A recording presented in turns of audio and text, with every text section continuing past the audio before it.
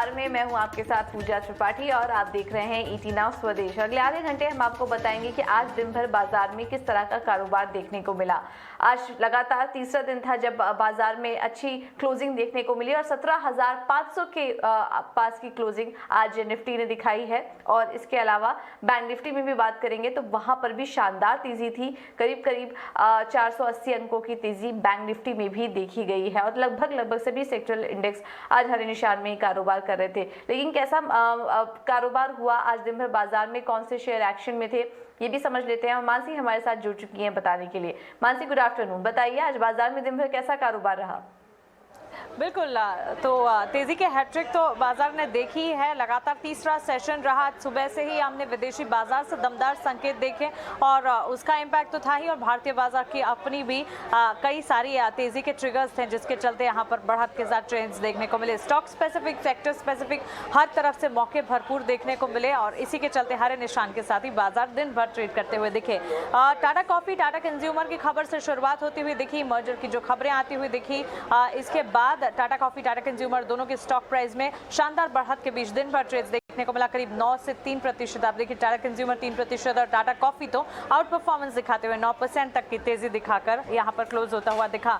Hero MotoCorp, यहां पर भी खबर देखने को मिली। कंपनी दरअसल 5 अप्रैल से अपने प्रोडक्ट्स की प्राइस जो है वो बढ़ाने वाली है। पर यूनिट प्राइसेस जो है करीब 2,000 रुपए तक बढ़ाने की, मोटरसाइकिल्स की प्राइसेस बढ़ाने की बातचीत यहां पर होती हुई दिख रही है और इसी संकेतों के चलते हीरो मोटोकॉर्प में हमने करीब 3% की बढ़त के साथ ही ट्रेड्स देखे। इस बीच बाजार के आखिरी घंटों में कुछ मिनट जब बाजार बंद होने को थे तब जोमैटो में एक शानदार अपमूव देखने को मिला। करीब 10% की बढ़त के साथ एक आउट परफॉर्मेंस इकाई के स्टॉक ने दिखाई। अब देखना होगा कि आगे आने वाले ट्रेडिंग सेशंस में बाजार किन लेवल्स पर रिएक्ट करता है, जोमैटो के स्टॉक प्राइस में क्या मूवमेंट है और साथ ही क्या कोई खबर है जिसके चलते इतनी बढ़िया बढ़त देखने को मिल रही है। इसके अलावा बजाज ट्विंस में आज अच्छा गेनिंग मोमेंटम देखने को मिला। बजाज फिनसर्व, बजाज फाइनेंस दोनों ही स्टॉक्स 3% से 3.5% तक की तेजी दिखाकर क्लोज होते हुए दिखे। साथ ही वॉल्यूम बजर्स की अगर बात करें, अच्छी तेजी के बीच तमाम स्टॉक्स में ट्रेड जरूर दिख रहा था, लेकिन इसमें Nesco, hero MotoCorp, Adani green जैसे स्टॉक्स को याद रखें। यहाँ पर अच्छे वॉल्यूम्स और कामकाज। ऑफ कोर्स क्लोजिंग होते होते अदानी ग्रीन की तेजी जो है हवा होती हुई जरूर दिखी, लेकिन नेस्को और हीरो मोटोकॉर्प में अच्छी तेजी के बीच ही क्लोजिंग नजर आई। निफ्टी के टॉप गेनिंग मोमेंटम भरे stocks HDFC life, power grid, Tata consumer, Grasim, ये तमाम स्टॉक्स रहे टॉप कैंडिडेट्स जो कि निफ्टी 50 में अच्छी तेजी के बीच काम कर रहे थे। बिकवाली का दबाव भी कुछ तमाम स्टॉक्स में देखने को मिला। निफ्टी 50 की अगर बात करें, ONGC, JSW steel, ITC, Tech Mahindra red pattern में कामकाज करते हुए और क्लोजिंग भी लाल निशान के साथ ही होती हुई दिखी। इस बीच मिड कैप के गेनर्स की अगर बात करें, Fortis health care, Tata Elxsi, Ramco cement और साथ ही बैंक ऑफ इंडिया जैसे स्टॉक्स मिड कैप में अच्छी तेजी के बीच ट्रेड कर रहे थे। अब आ जाइए मेजर गेनिंग सेक्टर्स। देखिए हर सेक्टर, हर पॉकेट में अच्छी तेजी के बीच ही ट्रेड दिख रहा था, लेकिन आउट परफॉर्मेंस जिन सेक्टर से आता हुआ दिखा, फाइनेंशियल सर्विसेज अच्छी तेजी के बीच ट्रेड कर रहा था। वहीं निफ्टी इंफ्रा की अगर बात करें, आईटी की बात करें, automobile space, private bank space, यहाँ पर अच्छी बढ़त के साथ ट्रेड्स देखने को मिले। सिर्फ 2 सेक्टर्स थे जो परफॉर्म नहीं कर पा रहे थे, एक मेटल स्पेस और दूसरा फार्मा जो पिछले 2 सेशन से तेजी दिखा रहा था, आज सपोर्ट नहीं कर पाया। लेकिन इन दोनों सेक्टर्स को अगर छोड़ दे, अच्छी तेजी के बीच ही तमाम सेक्टर्स में कामकाज दिखा और बाजार जब क्लोज हुए तमाम इंडेक्सेस भी शानदार बढ़त के साथ ही क्लोजिंग दिखा रहे थे। मंथली एक्सपायरी अब किन लेवल्स पर होती है ये देखना काफी इंपॉर्टेंट हो जाएगा। ऑलराइट, तो फार्मा और मेटल को अगर छोड़ दे तो सभी सेक्टरल इंडेक्स में आज अच्छी तेजी देखने को मिली। लीड आज बैंक और प्राइवेट बैंक जैसे कुछ स्टॉक्स थे, सेक्टर था जो कि आज लीड कर रहा था इस तेजी में। बहुत बहुत शुक्रिया मानसी सारी डिटेल्स देने के लिए। अब आगे बढ़ते हैं और एक्सिस बैंक भी आज फोकस में था। अभी कुछ देर बाद ही एक प्रेस कॉन्फ्रेंस होने वाली है जिसमें माना जा रहा है कि सिटी बैंक के रिटेल कारोबार का अधिग्रहण का ऐलान कर सकती है और ये खबर हमने आपको पहले ही बता दी थी कि इस तरह का डेवलपमेंट होता हुआ जल्द ही नजर आ सकता है। इसके बाद किस तरह की सिनर्जी क्रिएट होंगी, क्या कुछ आएगा एक्सिस बैंक के हिस्से में, ये भी समझ लेते हैं और अंकुर हमारे साथ जुड़ चुके हैं पूरी डिटेल्स के साथ। चलिए, अंकुर से संपर्क नहीं हो पा रहा है, लेकिन इस वक्त जो डेवलपमेंट आ रहा है, देखिए बड़ी खबर हम आपको बता ही रहे थे और अब इस तरह की डेवलपमेंट भी हो रहा है। एक्सिस बैंक की तरफ से ये घोषणा हो चुकी है कि वो $160 करोड़ में कारोबार खरीदेंगे और सिटी की तरफ से ये कमेंट्स निकल कर आ रहे हैं। कंज्यूमर कारोबार बेचने के लिए एक्सिस बैंक से करार हो चुका है। हम ये प्रेस कॉन्फ्रेंस होने वाली थी और ये डेवलपमेंट होने जा रहा था। इसकी एक्सक्लूसिव जानकारी हमने आपको पहले ही बता दी थी और देखिए अब ईटी नाउ स्वदेश की जो खबर है उस पर मुहर लगता हुआ दिखाई दे रहा है। फिलहाल भारत में कंज्यूमर सर्विसेज पर असर नहीं होगा, ये कहना है सिटी का। और ये जो बयान आ रहे हैं एक एक करके, ये सिटी की तरफ से आ रहे हैं। कंज्यूमर कारोबार बेचने के लिए एक्सिस बैंक के साथ करार किया गया है और 160 करोड़ डॉलर के आसपास ये जो डील है ये होते हुए दिखाई दे रही है। 160 करोड़ डॉलर में कारोबार अपना बेचेगी सिटी को। हमारे पास जो डिटेल्स थी वो भी इसी तरह की थी, 14,000 से 15,000 करोड़ में रिटेल कारोबार बेचने की खबर थी और उसी के आसपास देखिए अमाउंट भी यहाँ पर इस वक्त निकल कर आ रहा है।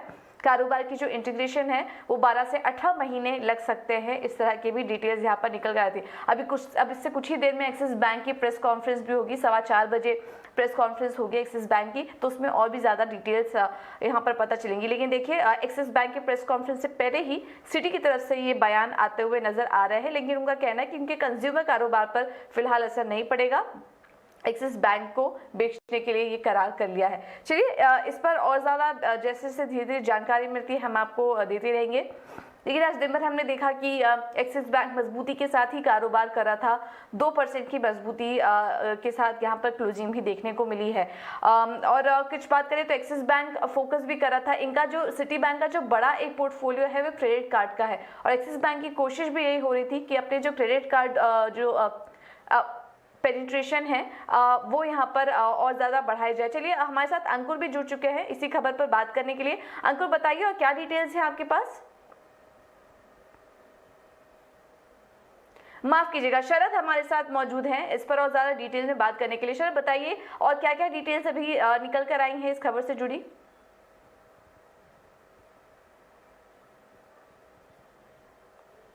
तो आप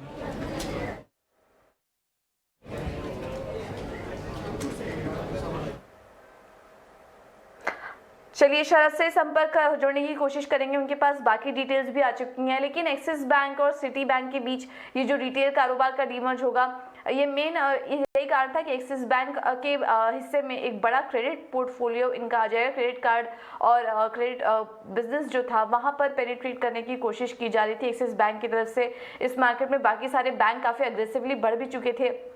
HDFC का एक बड़ा मार्केट है, ICICI बैंक का एक बड़ा मार्केट है, तो यहाँ पर एक्सिस बैंक का भी जो पोर्टफोलियो है वो इस कदम के बाद बढ़ता हुआ दिखाई देगा। चलिए अब शरद से वापस कनेक्शन जुड़ चुका है। शरद बताइए और क्या डिटेल्स यहाँ पर निकल कर आई हैं? 4:15 बजे प्रेस कॉन्फ्रेंस भी होगी, लेकिन उसके पहले ही सिटी के बयान आते हुए नजर आ रहे हैं और क्या कुछ निकल कर आया है उनके कॉमेंट्स में?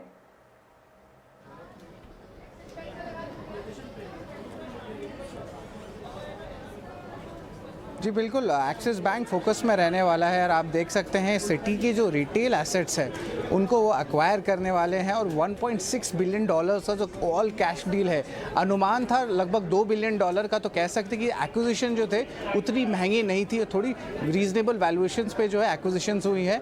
और इसके अलावा याद रखिए जो ट्रांजैक्शंस होंगी तो सिटी के पूरे 3600 एम्प्लॉयज़ एक साथ इस डील में आने वाले हैं और ये डील की जो कंप्लीशन है वो पहले 6 महीने में 2023 साल इस साल में कंप्लीट होने की जो है बात हो रही है। अभी कोई इमीडिएट इम्पैक्ट जो कंज्यूमर सर्विसेज पे दिखेगा नहीं, लेकिन अगर कंबाइंड बेसिस पे देखें सिटी के एसेट्स और आपके एक्सिस बैंक के एसेट्स, तो यहाँ पे क्रेडिट कार्ड का जो मार्केट शेयर है वो यहाँ पे 12% से लेकर 16% तक बढ़ जाएगा अगर दोनों को जोड़ेंगे।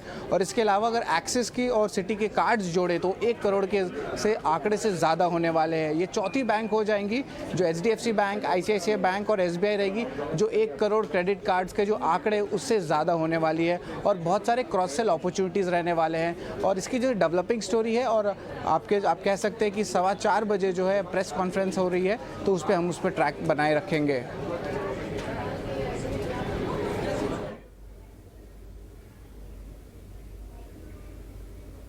उस पर हमारी नज़र बनी रहेगी। लेकिन जितने की डील का ये बात की जा रही थी उतनी महंगी डील इस वक्त देखने को नहीं मिल रही है। 1.6 बिलियन डॉलर में ये कैश डील होने की संभावना है।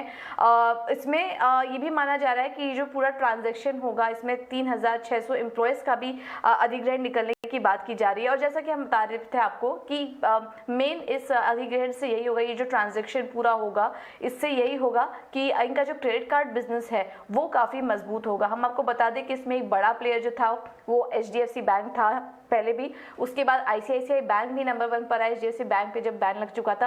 अब एक्सिस बैंक भी, क्योंकि काफ़ी बड़ा मार्केट बन चुका है क्रेडिट कार्ड का, जिस तरीके से कंजम्पशन फिर से यहाँ पर रिवाइवल देखने को मिला है, ये एक बड़ा फैसला यहाँ पर निकल कर आया है। लेकिन शरद, इस पे ये भी हम आपसे समझना चाहेंगे, अगर आपके पास जानकारी हो तो, इस डील के बाद एक्सिस बैंक के लिए क्या मायने होंगे, किस तरह का एक्सिस बैंक के बुक्स पर अगर देखेंगे तो किस तरह के चेंजेस होंगे, कि कैपिटल पर कितना असर पड़ेगा?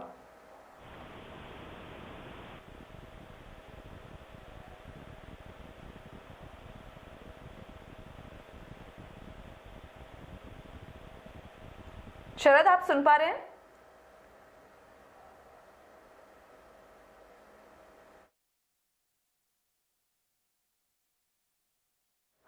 चलिए, अब अंकुर के साथ भी हमारा संपर्क जुड़ चुका है। अंकुर, आप जो खबर दे रहे थे हमें एक्सिस और सिटी के बीच के मर्जर डील की, अब देखिए वो उस पर मुहर लग चुकी है और सिटी की तरफ से इस तरह के बयान आ रहे हैं, और क्या कुछ डिटेल्स आई हैं आपके पास, और एक्सिस बैंक के बुक्स पर इसका कितना इम्पैक्ट पड़ेगा, आपके पास क्या कुछ डिटेल्स इस वक्त निकल कर आ रही हैं?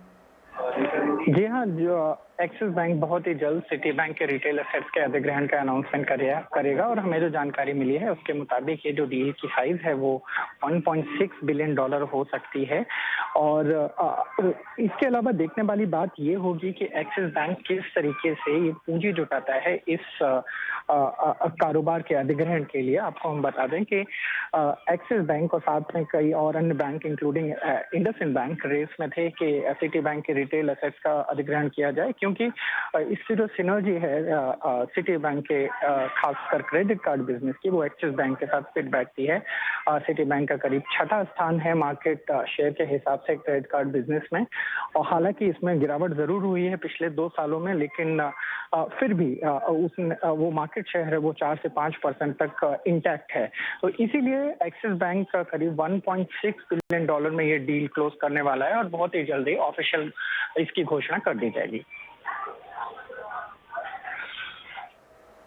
बिल्कुल, तो इसकी घोषणा यहाँ पर काफ़ी जल्द कर जाएगी, और जो प्रेस कॉन्फ्रेंस भी होने वाली है 4:15 बजे के आसपास एक्सिस बैंक की प्रेस कॉन्फ्रेंस होगी, उस पर भी क्या कुछ डिटेल्स निकल कर आती हैं, कुछ और भी ज़्यादा जानकारी हमें पता चलेगी कि किस तरह का अधिग्रहण होगा, कब तक ये पूरा ट्रांजैक्शन पूरा होता हुआ नजर आएगा, इन सब पर हमारी नज़र बनी रहेगी। अंकुर, आपसे और थोड़ा डिटेल में इस पर समझना चाहेंगे, प्रेस कॉन्फ्रेंस में से कौन कौन से इंपॉर्टेंट पॉइंट हैं जिन पर की नज़र रखना चाहिए इस डील से जुड़ी, और क्या अनाउंसमेंट हो सकती है, क्या टाइमलाइन पर यहाँ पर एक्सिस बैंक की तरफ से किस तरह की टाइमलाइन अनाउंस हो सकते हैं?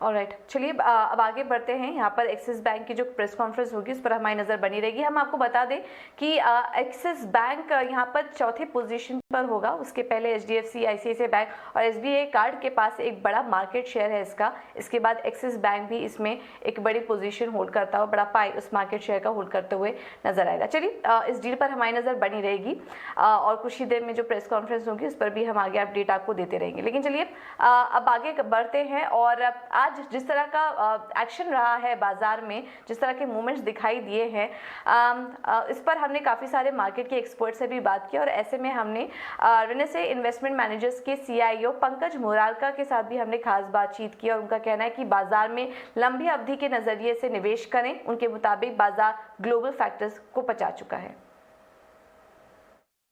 स्क्रीन काफी हरा भरा हो गया, डेज हाई पे आ गया है मार्केट, ब्रॉडर मार्केट भी बहुत एक्टिव है। आपके क्लाइंट्स खुश हो रहे हैं? आपने उनको टॉप अप करवाया था लास्ट कुछ हफ्तों में, ये वॉर के चिंताओं जब बढ़ रही थी? अजय, यस, काफी क्लाइंट्सों ने लास्ट 2-3 महीने के को जो डिप आया था उसको एक अपॉर्चुनिटी समझ के इन्वेस्ट किया है, और हम कंटिन्यूस इन्वेस्टर्स को यही बोल रहे थे कि इक्विटी एक थोड़ा लॉन्ग टर्म एसेट क्लास है।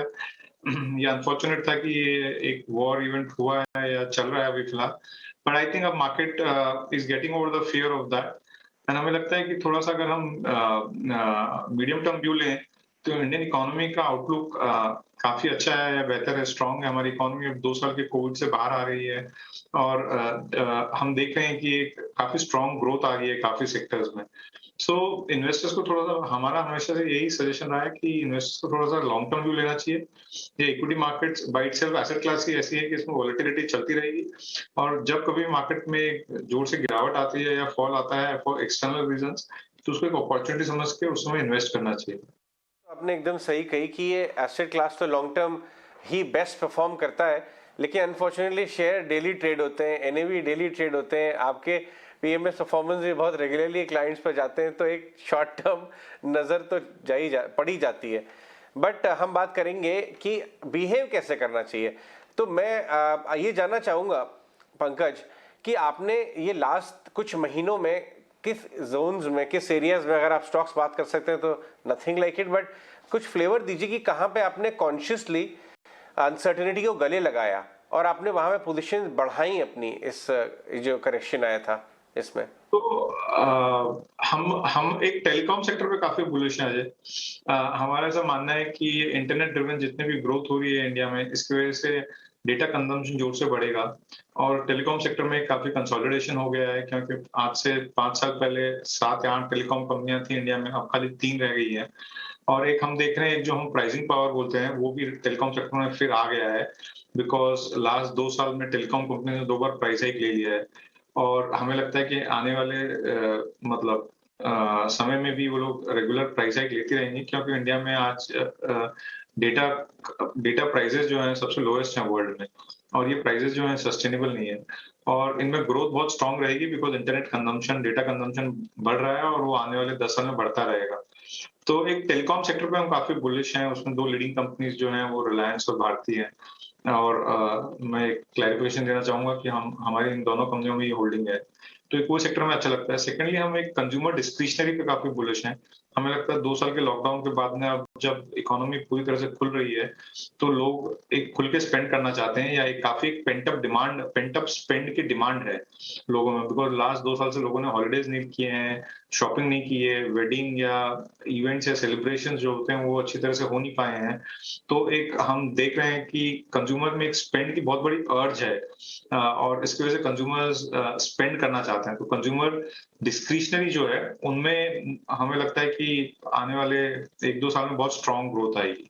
पंकज, ये ऑटोस पे आपका स्टांस क्या है? क्योंकि